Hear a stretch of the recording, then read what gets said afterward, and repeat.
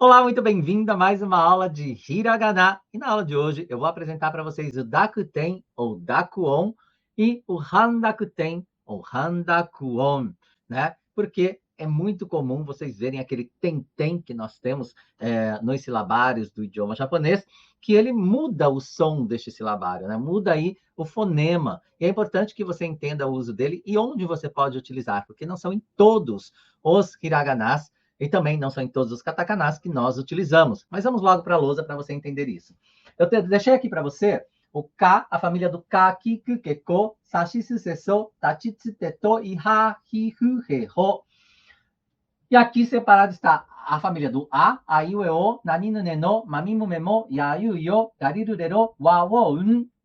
Essas 6 famílias aqui, esses 6 grupos de silabário de hiragana, nós não utilizamos o dakuten, que é o tem, e nem utilizamos o handakuten. Aliás, o handakuten você vai entender melhor, tá? Daqui a pouquinho com a explicação seguinte. Mas nós não utilizamos para estas 6 famílias. As únicas famílias que nós utilizamos o dakuten, que é o tem, são essas 4 famílias aqui. Tá? Por exemplo, eu tenho kakiku, keko, e eu coloco um tem, eu terei ga, gi, gu, ge, go. Se eu colocar o tem em sashisu, sesso, que é o nosso dakuten, ou dakuon, só para você saber que tem 2 formas de chamar, nós teremos aqui o som de za, ji, zu, ze e zo. Se eu colocar em tachitsu, teto, nós teremos o som de da, de, de, do.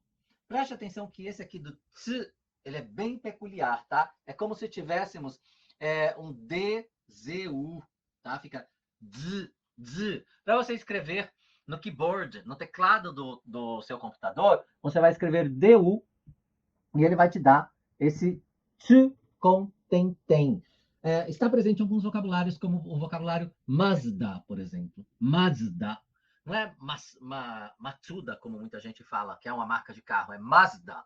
Tá? E é com tsu com tem, por exemplo. Tá? E aí talvez você esteja se perguntando, mas Jim, esse di e este di, ele tem o mesmo som? Sim, tem o mesmo som, mas são utilizados em vocabulários específicos. Tá? Vou dar um só para você entender a diferença. Se eu escrever onadi e escrever em hiragana, eu vou escrever com esse di aqui. O, na, di. Ok? Agora, se eu escrever hanaji, que é sangramento nasal, hemorragia nasal, eu vou escrever ha, na, di, com este aqui. Por quê? Porque sangue, que é escrito com ti, ti é sangue. Então, por conta disso, esse ti aqui de hanadi, de sangramento nasal, é ti, então ele vem com tem, e aqui ele tem esse som de hanadi. O som é o mesmo, o fonema é o mesmo.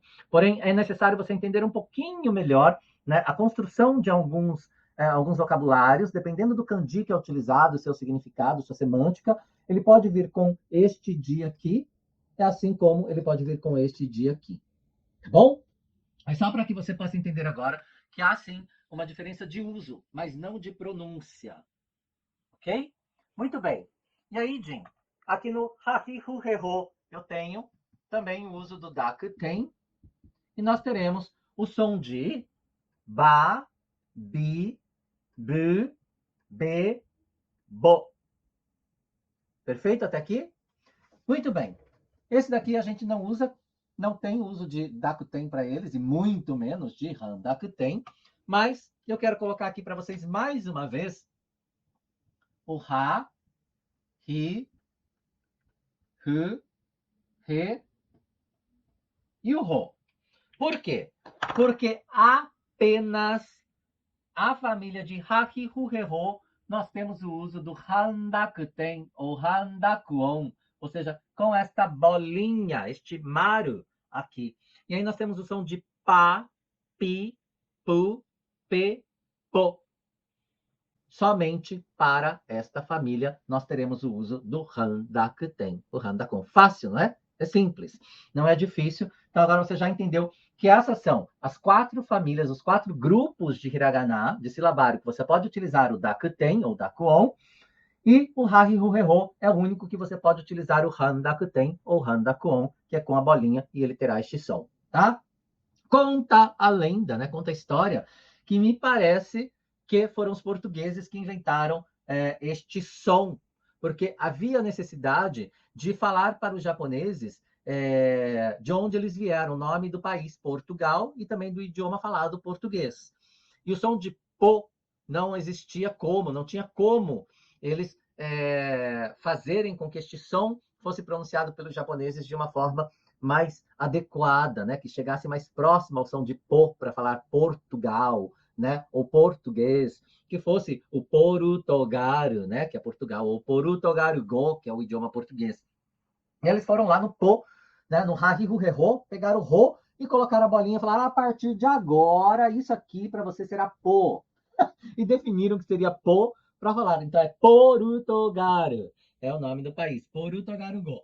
Mas enfim, histórias à parte, isso pode ser lenda, eu não sei até onde isso é verídico, mas eu acho curioso, né, que pensar na possibilidade dos portugueses quando estiveram aqui no Japão, e eles ficaram mais centralizados na região de Kyoto, né, que era a antiga capital do Japão, e ali eles implementaram este Handakuon para que os japoneses pudessem aprender a falar português, né? A palavra português, né? O porutogaro ou porutogaro go. Mas, enfim, é isso, é apenas uma curiosidade para você neste momento. E aí faz sentido que a gente começa, fica mais fácil de você compreender que somente o ha-hi-hu-he-ho nós temos o uso do handakuten, né? Do handakon, por conta do porutogaro, não é? Mas é para que você faça aí esse link e consiga se lembrar disso.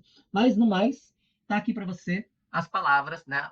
Não as palavras, mas enfim, os silabários que nós utilizamos o Handakuten ou Handakuten. Tá? Farei uma outra aula para vocês para explicar, por exemplo, os ditongos, o Nijuboin, em outra aula. Então aproveite, estude bastante, coloque em prática, crie vocabulários que possuam o Dakuten ou Handakuten para que você possa masterizar um pouco melhor, internalizar um pouco melhor, através de vocabulários que possuem, né, essas pontuações, vamos falar, ou acentuações. No japonês não tem acentuação, mas você pode pensar, né, que isso seria uma acentuação aí da língua para que você tivesse um outro, através desse silabário, um outro som, um outro fonema, utilizando do tenten, que é o dakuten, ou da bolinha do Maru, que é o nosso handakuten aqui, tá legal?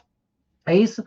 Bons estudos para você. Escreva bastante, pratique bastante, fique craque, porque eu tenho certeza de que isso irá te ajudar muito no seu processo de aprendizagem do idioma japonês. E a gente se vê em uma próxima aula. Até lá. Já, né?